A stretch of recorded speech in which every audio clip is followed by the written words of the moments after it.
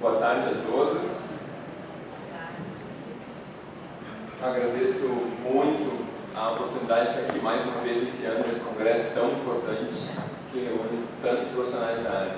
Preciso sempre agradecer a pessoa, o Dr. Efraim, que lidera um grupo tão grande e tão importante há tanto tempo, há tantos anos, 32º Congresso. Isso é realmente impressionante. Eu preciso agradecer isso publicamente, porque são pessoas como essa que fazem a diferença para o nosso país. A gente sabe de toda a dificuldade que é carregar isso nas costas, em especial há tantos anos atrás, e continuar sempre firme com o seu propósito, levando informação e conhecimento a mudar milhares e milhares de vidas. Então, eu realmente só posso agradecer a ele por estar aqui nesse palco, compartilhando com tantas outras personalidades, tantos colegas. Bom, esse tema que nós vamos conversar hoje é um tema que talvez seja um dos temas mais importantes na nossa prática clínica. Porque sem abordar esse assunto, nós vamos gastar horas, meses e anos em outras terapias, milhares e milhares de reais do nosso paciente, a sua paciência e a sua saúde, sem conseguir os resultados desejados.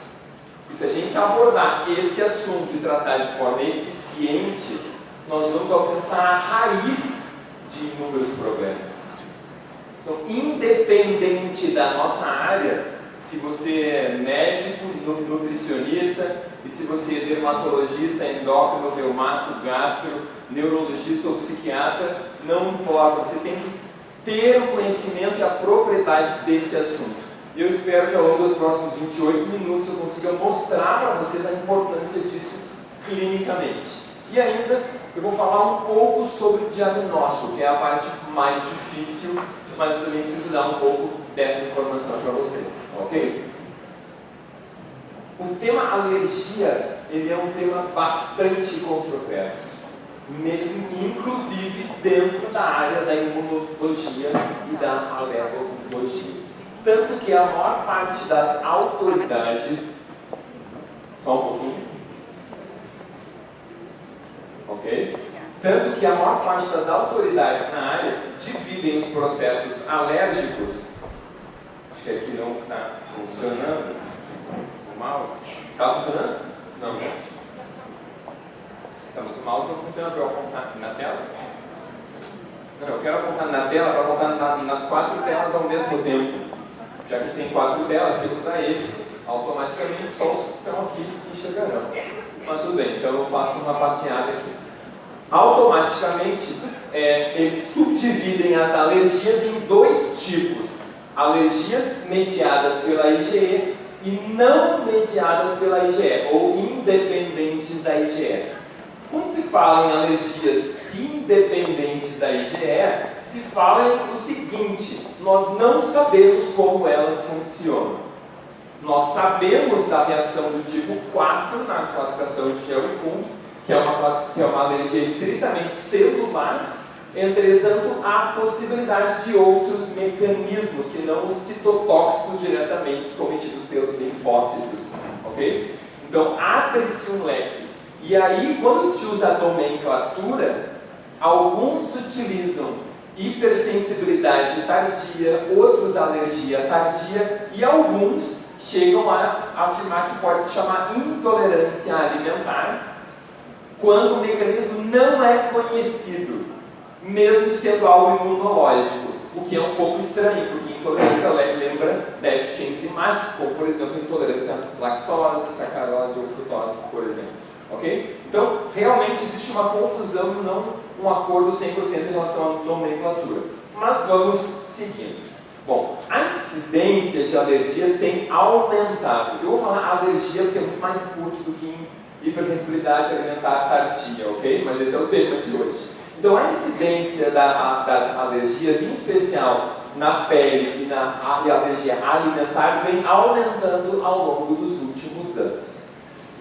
E as manifestações são as mais variadas. As principais na pele, no sistema gastrointestinal, nervoso, respiratório e também outras, como vamos ver aqui. Então eu vou abrir uma contagem para que vocês tenham noção do número de doenças, sinais e sintomas que podem estar na clínica de vocês. Eu quero que vocês atentem a isto. Eu não vou ficar entrando em mecanismos aqui. Eu quero que vocês entendam na prática clínica de vocês quem são os pacientes que são candidatos a terem reações de alergia alimentar tardia. Ok? Então, pacientes com dermatite atópica e com dermatite de contato com proteínas alimentares. Pacientes ainda, por exemplo, 10% dos pacientes com dermatite atópica têm reações alimentares tardias, não mediadas pela IgE. Urticária, pacientes com urticária, com eczema e com dermatite alérgica, que são outros tipos que não a dermatite atópica.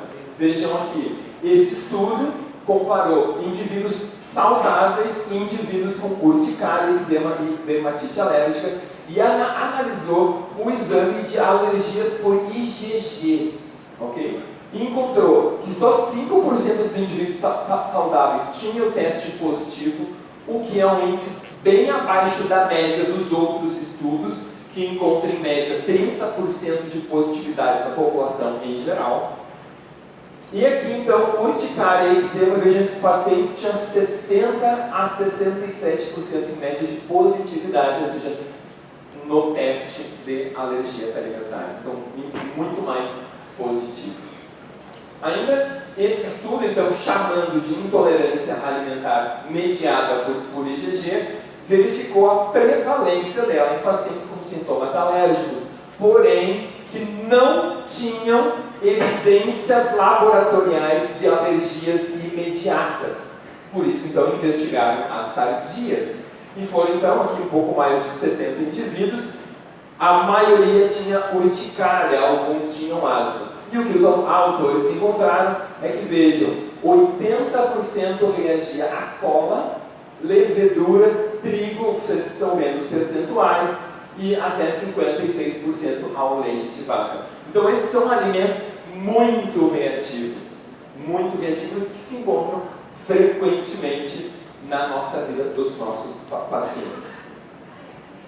Ainda falando de manifestações cutâneas, eu falei antes em dermatite alérgica, em dermatite por proteínas de contato e ainda dermatite atópica, como duas categorias diferentes, todas delayed, ou seja, todas baseadas em reações tardias, que são reações que acontecem pelo menos 24 horas após o contato com o alimento incriminado. Ok? Pelo menos 24 horas, podendo acontecer até 4 dias após. Então isso é importante porque isso desconecta o paciente daquilo que ele consumiu. Ok? Esse timing é extremamente importante, por isso que ele não consegue associar. É aquilo que eu comi que causou esse sintoma. Assim, 3 dias depois você teve enxaqueca. Então o paciente chega segunda-feira e ele passou mal do que ele fez na sexta de noite, não do que ele fez no domingo à noite. Ok? O transporte das macromoléculas alimentares está 7 vezes aumentado no intestino de indivíduos com dermatite atópica comparado aos indivíduos saudáveis. Ou seja, se a gente analisar o intestino dos indivíduos com alergias de pele, o seu intestino está danificado. E eu não estou falando de hiperpermeabilidade intestinal.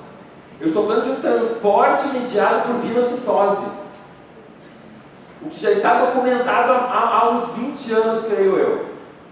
Ou seja, se você fizer um teste de permeabilidade como lactose manitol, ele não vai estar necessariamente alterado. Ele está em muitos indivíduos, mas não em todos. O que não significa que nos outros também não esteja alterada essa captação de macromoléculas. Ok? Eu vejo que a coisa é muito mais complicada do que parece. E isso ocorreu para 20% das proteínas dietéticas analisadas. Indo para a área gastrointestinal, eu trago uma sexta entidade, gastroenterite. E isso a gente tem manifestações muitas vezes desde a infância. Gastroenterite alérgica mediada por proteínas alimentares e de reação tardia também, pelo menos um dia após 24 horas após o consumo. A doença celíaca e a anemia por deficiência de ferro induzida pela proteína do leite de vaca também são classificadas como alergias alimentares gastrointestinais não mediadas pela IgE, afirmam esses autores. A síndrome do intestino irritável também pode estar associada à sensibilidade ao glúten ou à sensibilidade ao trigo não celíaca, que é toda uma situação à parte, com bem mais documentação do que as alergias alimentares tardias de uma forma geral. Mas o meu objetivo hoje não é dissecar esse assunto da sensibilidade ao trigo ou ao glúten, mas eu vou trazer um pouco de informação sobre isso também. Então, sobre o glúten, sobre o trigo, se fala do glúten, entretanto não é só o glúten o problema. Então, uma dieta sem glúten muitas vezes não resolve.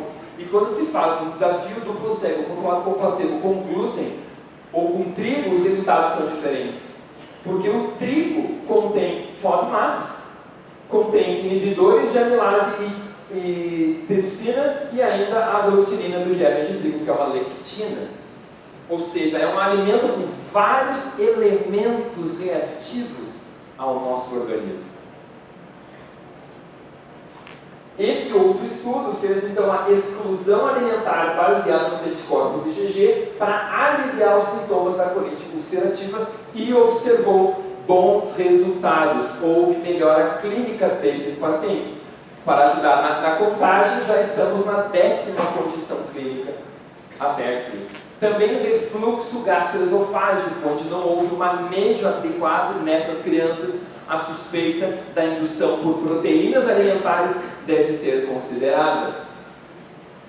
Anticorpos IgG do tipo 4 estão elevados não apenas nas crianças com alergia ao trigo, alergia via IgE, mas também em crianças com outras doenças gastrointestinais. E o que esse estudo viu que em celíacos com a doença em remissão ou em doença ativa, ou em crianças com H. pylori, todas elas tinham maiores ou menores índices de IgG4 aumentada. Vejam aqui no grupo controle, 66% tinha IgG positiva para o trigo total e 30% para o arroz, mas 0 tinha IgG4. Do grupo que tinha alergia ao trigo via IgE, vejam, muito mais tinham alergia tardia ou reação tardia via IgG, que é um mecanismo das reações tardias. Eu falei que tem reações mediadas pelos linfócitos diretamente. Isso é um mecanismo possível, ok? Então, quando chega um paciente no consultório e ele tem uma alergia mediada pela IgE, aquele paciente chega assim: ah, doutora, eu sei que eu tenho alergia a camarão, que eu como, eu fico todo pipocado, tenho choque anafilático, por exemplo. Vocês podem saber que este paciente tem muito mais reações tardias do que os outros. Em média, do que eu observei, para cada alimento que eles sabem que tem IgE, eles têm 8 a 10 que eles não sabem que eles têm, que são reações tardias. Tá? E isso vale possivelmente para aqueles que têm IgE contra pó, poeiras, dermatófagos e outras estruturas. Bom, aqui é a mesma coisa para os celíacos e para aqueles com H. pylori, okay? Que também pode causar em alguns indivíduos aumento de permeabilidade do intestino. Mas enfim, vamos continuar que o tempo está andando. Aqui estão os níveis de IgG4 no grupo controle, no celíacos e H. pylori. Vocês estão vendo que os celíacos com doença ativa estão com as bolinhas azuis lá em cima, significa títulos muito maiores de IgG. Aqui vocês estão vendo a mesma coisa agora, só desculpa, lá é IgG4, aqui é IgG, então estão vendo aqui para cima também os celíacos com doença ativa muito piores, mas todos eles piores que o grupo controle, que é o grupo com valores menores. E vamos então para as manifestações nervosas. Possivelmente perda de consciência, confusão mental, ansiedade, irritabilidade podem ser reações com ou sem o envolvimento da IgE e com participação das células T, ou seja, dos linfócitos T. Isso ainda há dúvidas, mas é uma possibilidade que está sendo investigada frente às evidências que já existem. Esse outro estudo aqui analisou, é um estudo um pouco mais antigo, mas para mim é um estudo clássico de Kovalenko, publicado em 2001, com mais de 2.200 indivíduos analisados. E eles verificaram 5 vezes mais chance de síndrome do pânico entre os indivíduos alérgicos que entre os não alérgicos. E esse foi um estudo que me tocou muito na época que eu estudei isso, foi em 2002 ou 2003, na verdade, quando eu estava concluindo o meu curso de pós-graduação, que foi parte do meu trabalho do curso de pós-graduação, estudar os indivíduos com síndrome do pânico e a incidência de reações alérgicas nesse grupo.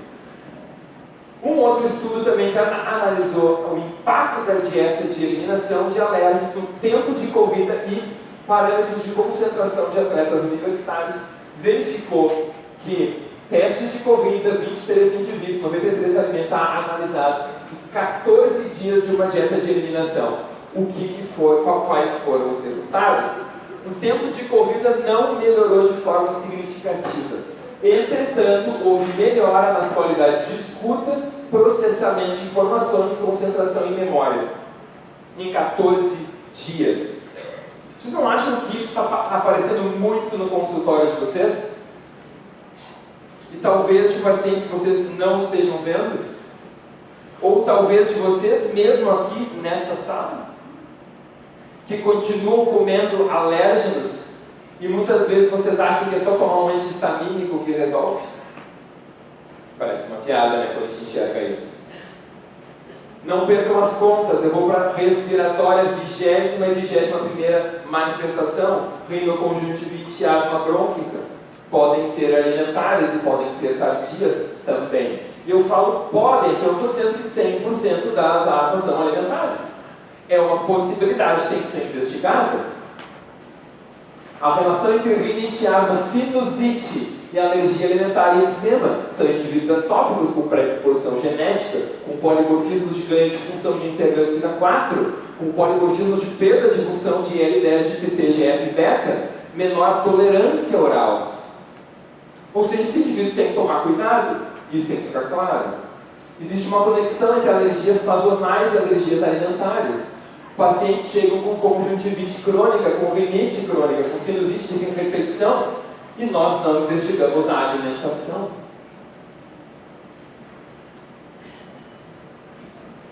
As evidências conectam a função da filagrina, uma proteína da barreira cutânea, com a patogênese da sinusite alérgica e de alergia alimentar. Além disso, uma diminuição dos linfócitos B e T regulatórios que estão associados à aquela doença atópica. Então, diminuição de interleucina 10 e TGF-beta, menor produção dessas citocinas por esses linfócitos desses indivíduos. Existe também uma relação entre enxaqueca e asma, que é a 23ª condição clínica. 121 pacientes com asma, desses 32 também tinham enxaqueca.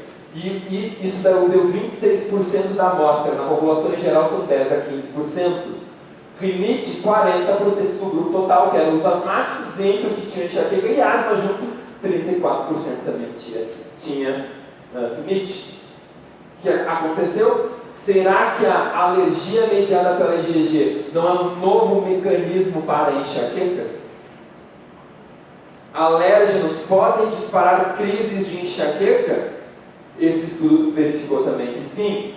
49 indivíduos tinham crises, já tinham crise há 5 anos, 4 dias por mês, que duravam média de um dia. 55% foi positivo nos testes de alergia tardia. E a frequência de crises de enxaqueca foi maior nos pacientes positivos do que nos pacientes negativos. Cefaleia gastrointestinal.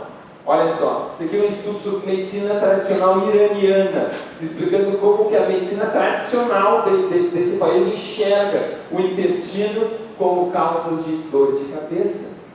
E aí eles colocam que condições em que encontramos mais cefaleia ou também enxaqueca e que melhoram o seu tratamento. Doenças celíacas, sensibilidade ao glúten não celíaca, alergia alimentar, dispepsia, refluxo, constipação, dor abdominal funcional e doença inflamatória intestinal. Todas condições em que a gente tem envolvidas situações alérgicas, ou um aumento de predisposição a condições e situações alérgicas, tardias, majoritariamente.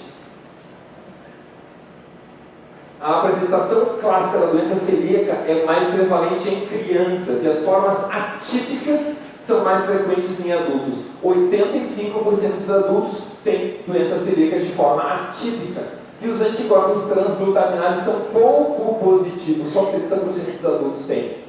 Então a gente não pode esperar que a gente tenha essas manifestações usuais, como diarreia, por exemplo, para investigar. Então, pouco o transglutaminase vai ser útil na maioria dos adultos. Então, eu vou fazer rapidamente um resumo das manifestações totais que a gente pode ter ao glúten e ao trigo em seres humanos. E aqui vão aparecer várias, eu não vou ler para vocês, que já apareceram até agora. Algumas que já apareceram até agora, como eczema, como cefaleia, confusão mental. Mas temos outras, como depressão, como dor articular. Então isso pode estar associado à sensibilidade ao glúten não celíaca, ou ao trigo não celíaco. Temos ainda esses todos, eu também estou numerando para facilitar a vida de vocês, porque algumas pessoas acham que não tem muitas situações em que a gente vai se preocupar com isso. E tem mais algumas aqui, porque você vê que cada uma é de um artigo diferente. Vocês podem ver, eu não agrupei pelas regiões do corpo, agrupei aqui pelos artigos citados. Vocês têm aí as referências. Em alguns deles estão agrupadas manifestações de doença celíaca ou de sensibilidade ao glúten, como aqui nesse último. Linfoma, esquizofrenia, osteoporose são mais frequentes, inclusive de celíacos, mas estão associados à crise de má absorção de uma forma geral. Então, muitas vezes a gente tem pacientes com essas situações, como infertilidade, e que isso pode ser uma manifestação de uma sensibilidade ao glúten ou ao trigo. E então os alunos perguntam, os colegas perguntam no Instagram, quando você posta sobre infertilidade, então eu vou dar a coenzima Q10 para melhorar. Deu 1 tonelada, mas se você não melhorou a questão alérgica, você não vai resolver. E você não vai entender porque aquela coenzima Q10 está sempre baixa daquele paciente. Então atue na causa, respeite as origens do problema. Existem alguns outros sintomas a serem considerados, e tem mais uma lista, que inclui manifestações cutâneas, oculares, respiratórias superiores e inferiores, gastrointestinais, cardiovasculares e outros, inclusive sabor metálico na boca, taquicardia. Muito atentos, todos os pacientes marcarem no questionário de rastreamento metabólico, lá no final. No final da primeira página, embaixo, o penúltimo item. Batidas rápidas demais, vão direto investigar isso, porque isso é uma manifestação muito comum de sensibilidade alimentar.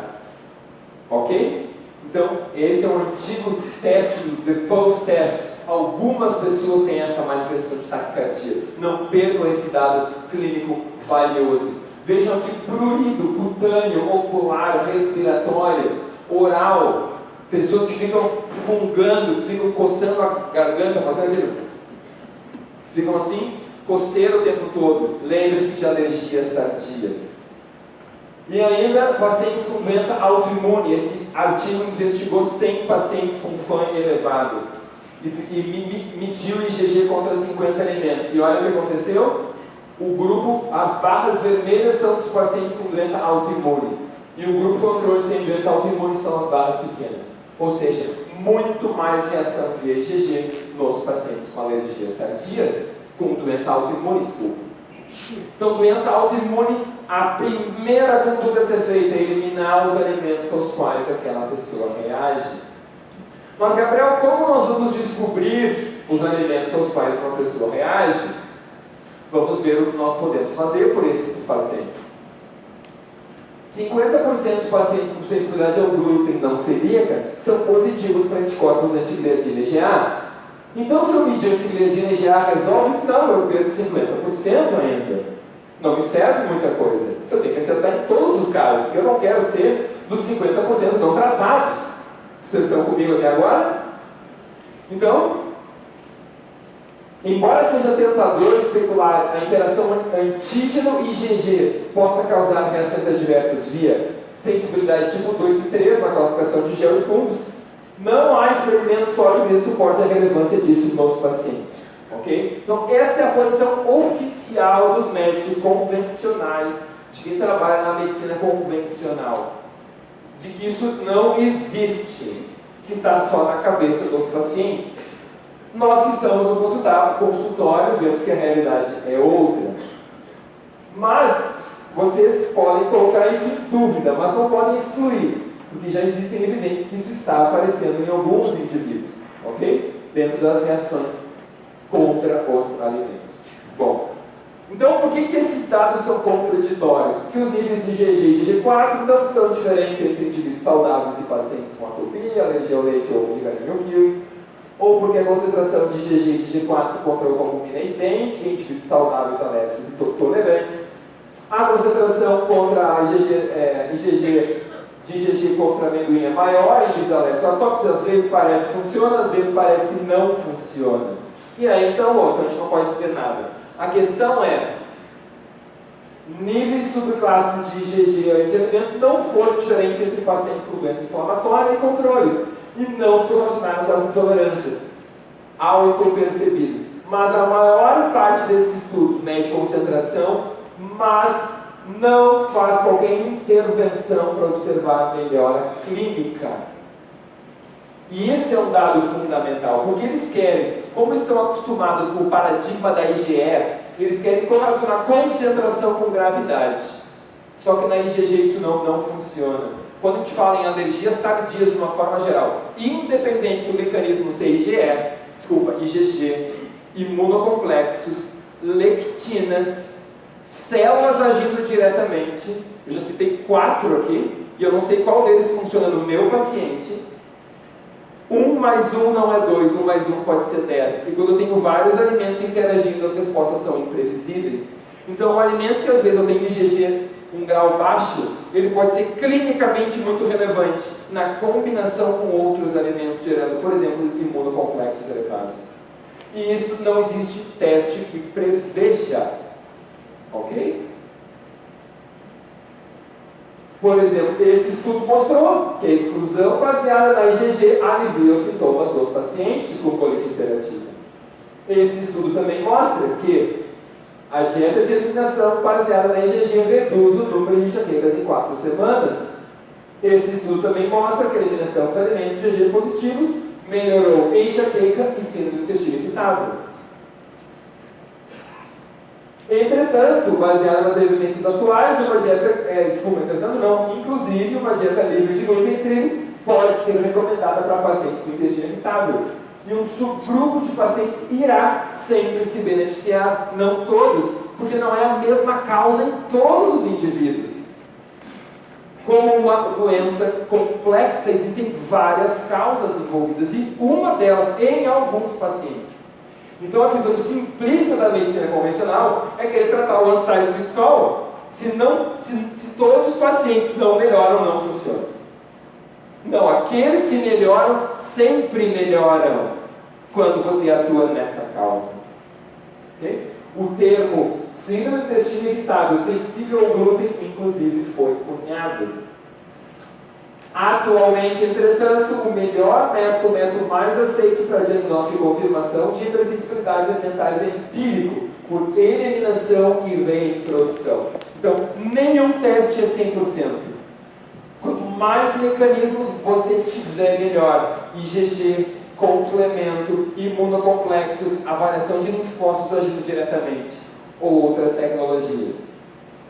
Como em outras alergias, incluindo sinais e sintomas e a melhora após a eliminação do alimento ofensor. Isso é importante, é fundamental. E finalizando, esses autores, avaliando os testes para alergias não mediadas pela IgE, afirmam que o teste de estimulação de linfócitos é provavelmente o único para distúrbios alérgicos tardios. E esperamos padronização, que esteja comercialmente disponível e seja custo efetivo, o que ainda não existe. Então, eu gostaria de concluir, ao final, dizendo que as respostas são individuais, que praticamente qualquer sintoma pode ser gerado e que todos os pacientes devem ser submetidos a uma dieta de eliminação e reintrodução. Eu citei aqui provavelmente algo em torno de 70 doenças ou sinais e sintomas que podem estar associados a reações alimentares tardias. Quando nós enxergamos e entendemos a complexidade do ser humano, fica fácil entender a matriz da nutrição funcional e como alimentos alergênicos estão aqui no sistema de defesa e reparo.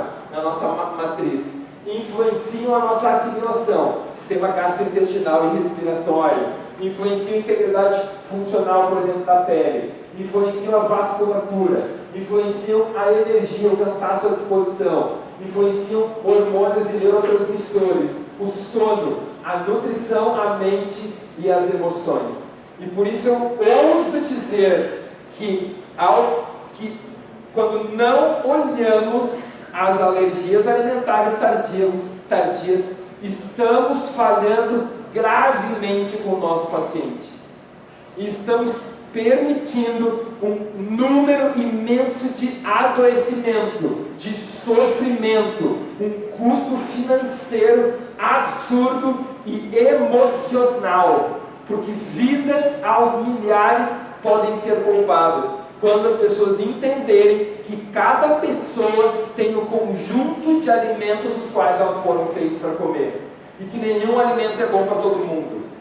Qualquer alimento pode fazer mal. Por isso eu finalizo hoje mais do que nunca dizendo: respeitem os seus genes e pratiquem nutrição funcional, porque em cada garfada o seu destino está sendo determinado. Muito obrigado.